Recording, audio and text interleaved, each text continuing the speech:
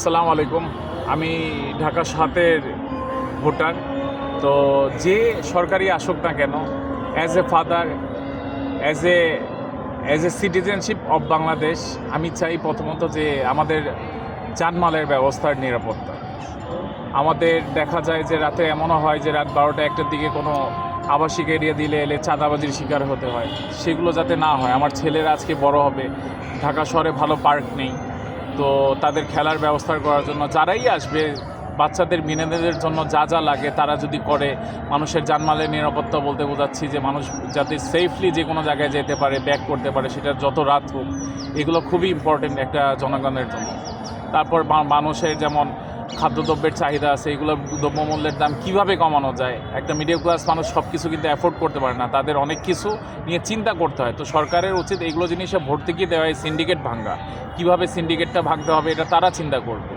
আমরা জনগণ এইগুলোই প্রত্যাশা করি, অ্যাজ এ ট্রু সিটিজেনশিপ হিসেবে চিন্তা করি যে মানুষ কীভাবে ভালো থাকবে, ভালো 3 বেলা ভালো মতো খাইতে পারবে, বেসিক যেগুলো আছে এগুলার প্রতি একটু ওয়ার্ক করা উচিত যেই সরকারই আসবে। তারপর আমরা চাই না কোনো জায়গা থেকে কোনো একটা দোকানদার দোকান করতেছে যে এটার জন্য টাকা দিতে হবে, এটার জন্য তাকে সে দোকানদারি করতেছে, তার জন্য কেন সে টাকা দিবে। এইগুলো মুক্ত বাংলাদেশ চাই, যে উন্নত চিন্তাধারা থাকবে মানুষের, সব জায়গায় ভালো ব্যবস্থা সরকার তদারকি করবে, আমাদের প্রশাসন যারা আছে তারা স্ট্রিক্ট থাকবে যে কোনো বিষয়ের জন্য। এরকম বাংলাদেশ আমরা চাই। যেই বাংলাদেশ, মানুষ কেন বিদেশে যাচ্ছে এটা মানুষকে বুঝতে হবে। এখানে সিকিউরড না, মানুষ চিন্তা করে যে আমি সিকিউর না, ফ্যামিলি সিকিউর না, এই সিকিউরিটিটা তাদের দিতে হবে।